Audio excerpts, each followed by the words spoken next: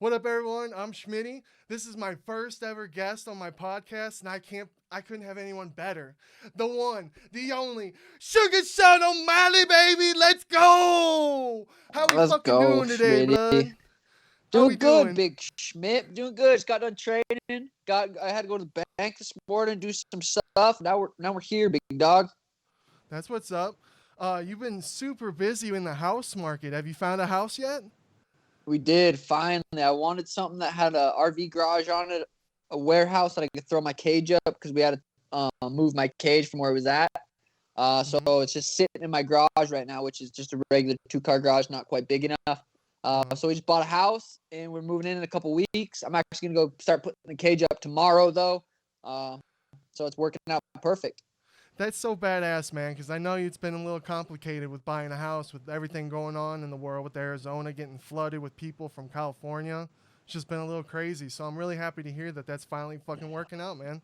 Thanks, big dog. I think we should let people know too how we know each other, real quick. Oh, yeah. I, So I you go. I want you to say yeah. it. Okay. Well, how long? When was the first time we started gaming together? Was it? It About a was year and a half ago. a year and a half ago. It was Fortnite, right? Yep. Yep. Do work. I don't remember. Were you just in the Twitch chat, Yeah, or I what? came out. How'd that work? Yeah, I so forgot. I had made a plaque when I first became a fan of you, Uh and huh. you had just beat Soccer Mom.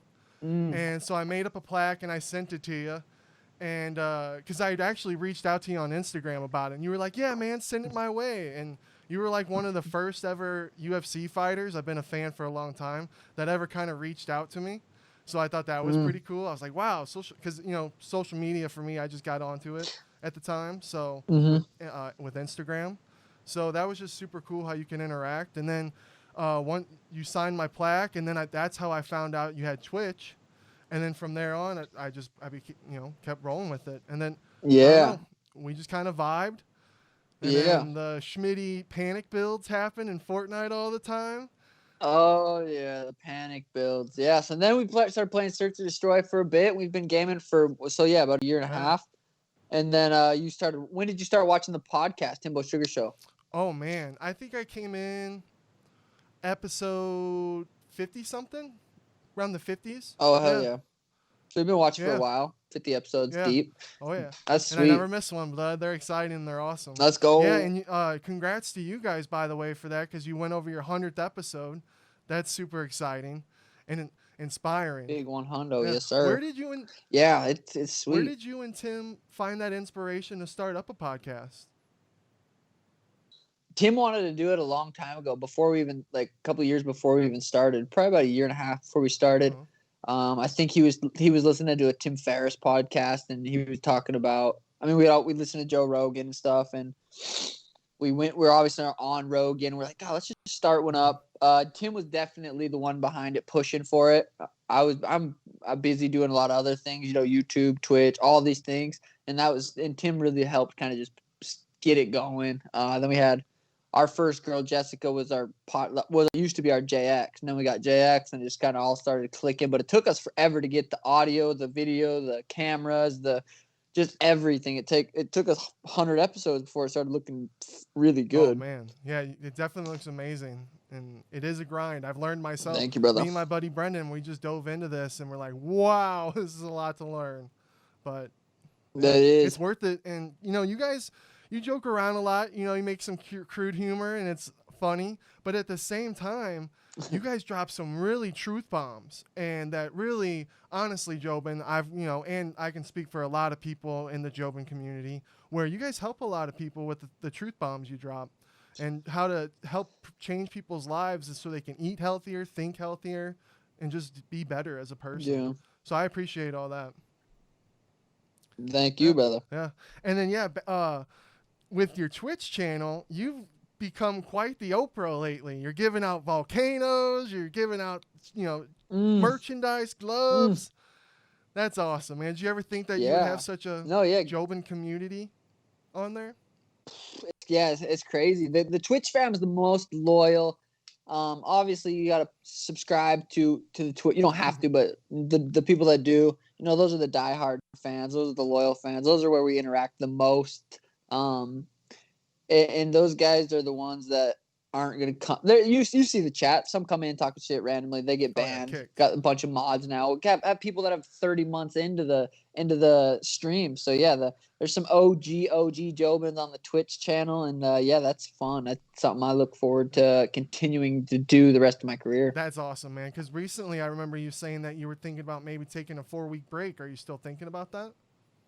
I'm gonna do that next fight. Yeah, I'm gonna do a full 6-week fight camp, and then at 4 weeks, just no more social media, no more nothing. Just dialing, gonna go to the next level. There you go, man. Love to hear that. I love it. And then recently, after all this kind of stuff you've been up to, you competed in a Jiu Jitsu tournament for Grappling Industries. Mm-hmm. How'd that go? Yeah, that was fun. Yeah, that was exciting. I knew I was gonna go against some really good guys because it was open division. Brown, black belts were in it, and there's people traveling from. The kid that beat me is from New York, trains at Danaher's, competed the last 7 weeks in a row. So I'm going against people that do jiu-jitsu for a living. And it was fun to test my skills against really good guys. And jiu-jitsu is such a sweet sport. He grabbed my heel. It was sweet, dude. It was fun to be able. Yeah. Jiu-jitsu is my favorite sport. Dude, I respect it so much. It's like you said, people dedicate their entire lives just to get better at it, and it's such a sweet sport. The guy that you lost to, he said a lot of good things about you after the fight that I thought was pretty cool. He said he was a fan of you, but then after he saw your love and dedication towards the sport, and he admired you even more after it. So I thought that was pretty cool. Yeah. Yeah, no, the jiu-jitsu community is awesome. Love, there's the dickheads and the guys that are in it for sure, but for the most part, the jiu-jitsu community is pretty cool. Yeah. One day Schmitty's gonna have to get into it. You got to, Big Schmidt. You got to. Dude, before I forget, your merch. They can't keep it on the shelves, Jobin. They're flying. They're flying everywhere. Speaking of merch. Yes. New merch coming soon. Ooh, you got a date? Fire. You got a date? I think October. I know the Jobin merch. Oh, God, I should show you the Jobin merch. If I wasn't all hooked up, it's fire. There's Jobin merch and the new Sugar merch coming this October. Yes, I did see that. I saw the date for that, too, October 2nd for the Timbo Sugar Show merch. Yeah. I saw the tie-dye shirts with the tie-dye hoodies. Yeah, dude, they look sick. I hope they come in 3X large. Look at that shirt you're wearing right now. I know, those turned out sweet. Those turned out real sick. I like those. Yeah, the cookie ones. The Starbucks girls are like, "Who's that guy?" I'm like, he's just one of the coolest Jobins. Just the next president of the United States." So yeah, man. This past year with Corona, the UFC's really been making huge waves. There has been some incredible fights. It's like we're blessed. You know what I mean? Yeah. I can't believe Dana's been doing what he's been doing to get these going. But every time a fight happens, I'm just left thinking about the fans. Oh. How much do you miss them? It's weird. I definitely at first it was like it's not too bad. Then it is weird. I do miss the fans a lot. The whole fight week's just different. The fight week sucks, dude. We're sitting in a hotel for 5 days. You can go grab stuff in Vegas, but for the most part you're sitting in the hotel, and it definitely sucks. But then the weigh-ins aren't as fun. The fight's not as a explosive experience, but I'm hoping next year they'll get it all figured out. Same. I hope so, because I miss just being there, being under those lights, watching them live. There's nothing like it. Can't compare to anything. Especially that fight this week, Izzy Costa. That would have been nuts. Oh my God, dude, that's what I wanted to get. Yeah, that's what I wanted to get to. Do a little UFC 253 recap. That card was sick. The main card was sweet. Diego Sanchez versus Jake Matthews, man. I didn't watch it. I didn't get to see watch it. No, I should have. Dude, God love Diego, and he's been trying to get that beef started with Conor now, but that's just kind of rough How to do. How did he lose? Decision, or did he get submitted? Decision. Dang, so he went to a decision against a tough guy. Yeah. Diego's he's a warrior. That flying knee would have knocked knocked out Askren in the third. I did see that though. Askren would have shot right into that. You know he would have. Oh, he wouldn't even known it happened. Oh God. Did you see the Brandon Royval versus Kai Kara France fight? Ooh, I did watch that one. That fight was sick. That Kai Kara France is a beast still, even though he got busted up there. Still a beast. The kid still got a bright future. But that Royval is a gnarly. He's good. Right, that little sequence where he got dropped and then he comes up and lands that spinning elbow. Oh, but then there was that little confusion. You know, where we thought at first, I don't know if you did, but me and my buddies, we thought, oh my God, he just landed that illegal knee. Please God, no. And then I saw that. Yeah, it was close. Yeah. So, I kind of thought it was funny because they're like, the knee hit the neck area. Like, so they didn't really know themselves, you know? Yeah. Yeah. Do you think, it's just kind of something that me and my friends have always talked about. Do you think that like refs should have a live, playback? They should be able to have it.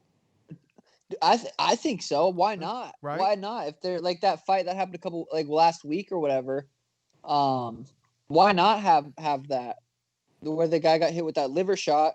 There's no reason that someone can't tell the ref, be like, hey, that was a liver shot. This fight should be over. There's no reason that doesn't happen. Right. It's weird that they can't watch the replay. It's like, I don't understand why not. Yeah. And then it was similar to earlier in the fight when that Alex De Silva guy landed that left hand on Brad. But the doc thought it was an eye poke. Did you see that? Oh, yeah. Yeah, and the corner was freaking out, stuff like that. I remember hearing Luke Thomas, I'm pretty sure it was on his podcast. Do you watch him?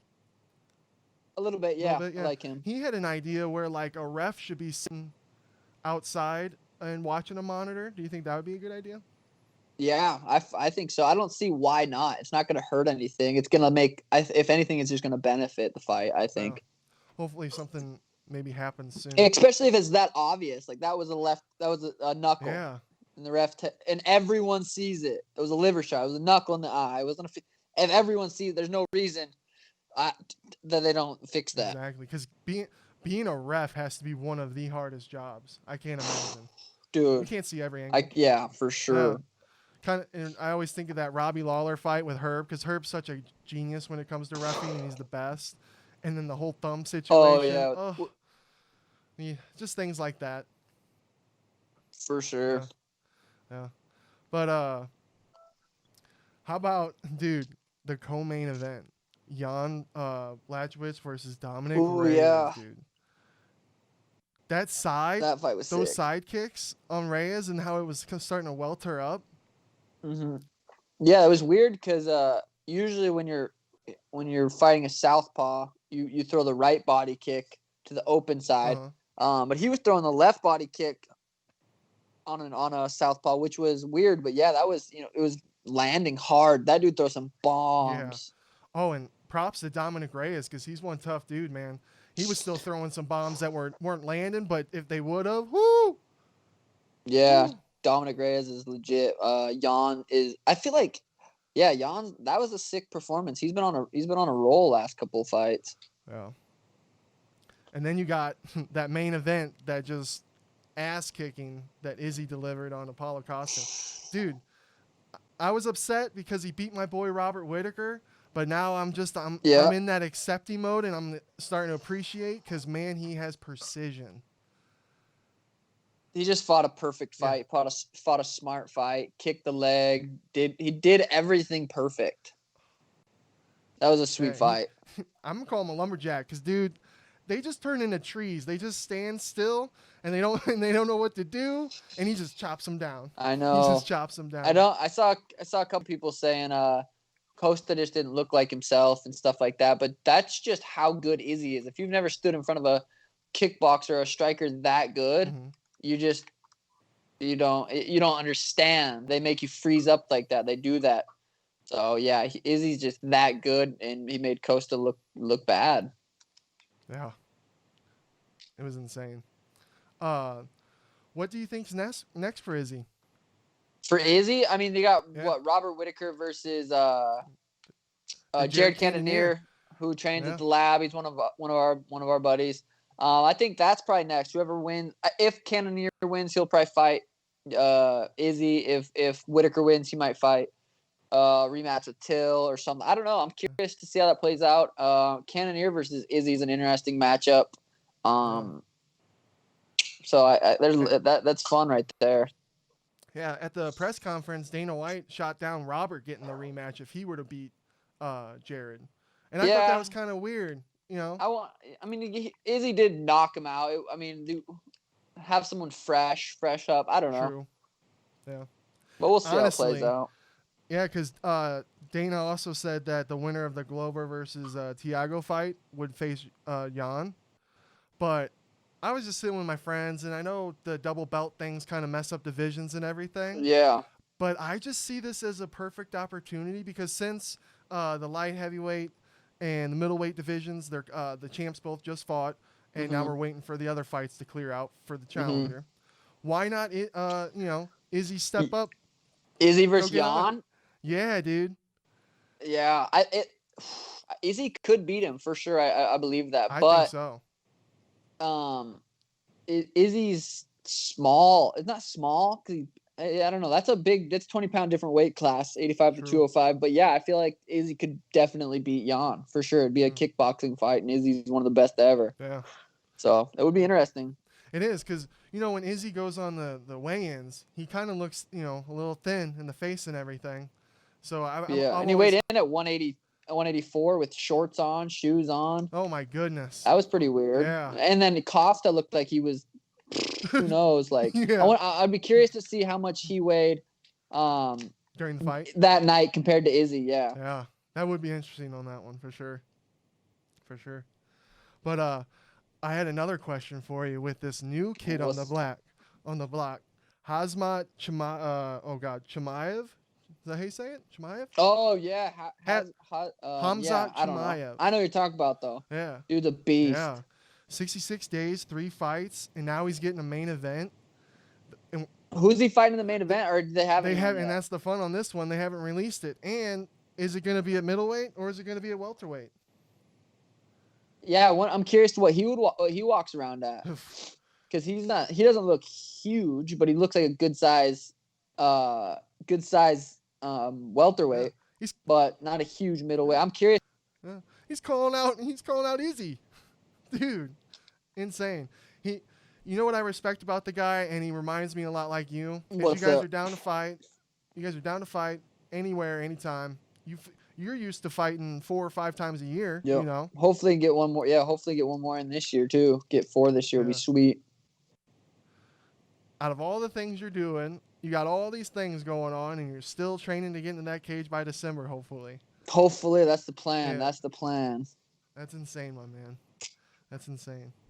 But back to the hazmat dude, Hamzat. I keep messing that up bad. Yeah, that's okay.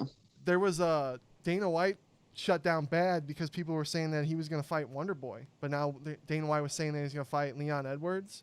So I'm just real curious who he's going to fight, and is it going to be in middleweight or welterweight? Yeah, those are some interesting matchups. Wonder Boy would be a tough fight. Wonder Boy is a tough fight for anybody, though. Literally, just anybody's a tough fight for. Just his stance and his striking is so good. He's just a tough fight for anyone. Oh my God, they said it was going to be like a top 10 opponent. So like, I don't know. I did a little bit of research, and the top 10 guys, Chris Weidman. You got him at middleweight. He's not looking so hot though. Yeah, he's coming off a win, I think. What is he, like 1-4 in his last 5 something? Yeah. So I guess he wouldn't take it. Yeah. Then you got Derek Brunson, who's on a 3-fight winning streak. He's number 9. Is he? Dang. Yeah. That'd be a good next step up. That was kind of like what Izzy did. Fought Brunson to see if he's the real deal. Yeah. That'd be an interesting fight. Yeah. I would say Jack, because I like that dude and he's huge, but he's fighting Darren Till. So, but yeah. Oh yeah. I'm just real curious to who they're gonna put out there for him. I'm really excited. Yeah, that'll be. I'm excited too. I wonder, did they say when he's gonna fight main event? No, I would, or maybe December. I think it's December. Oh, that'd be sweet. Yeah. I wonder what. Yeah. I wonder because they have cards till Saturday, right? Till. Oh yeah, Holly Holmes this weekend. Ooh, Holmes versus that one girl. That girl's good. Yeah. That little Mexican boxer. She's real good. She throws some sick combos. Oh yeah, yeah. The next pay-per-view is one I wanted to break down with you, dude. Because honestly, how freaking stacked is that UFC Oh, the 254? 24th. Yeah, October 24th, Oh, Khabib that's the next versus. one.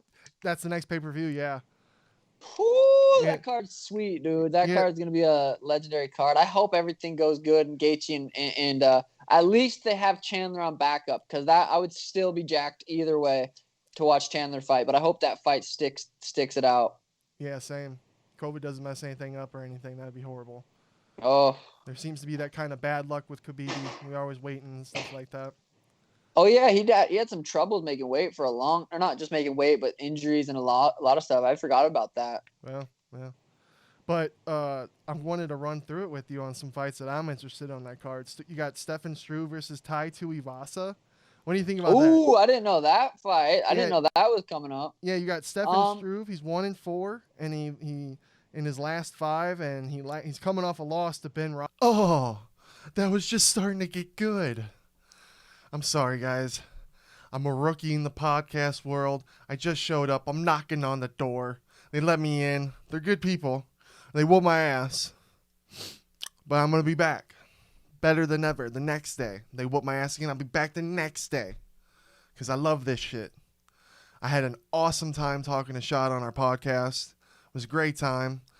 We had a 58-minute pod. For some reason, my OBS system only recorded 26 of it to my computer. I don't know why. But I'm going to fix it. And it'll be better. So right now, I just feel like I really dropped the ball, and I feel like Ben Askren when he fought Street Jesus. Not good. Sometimes I just really felt like going, why? No. Why?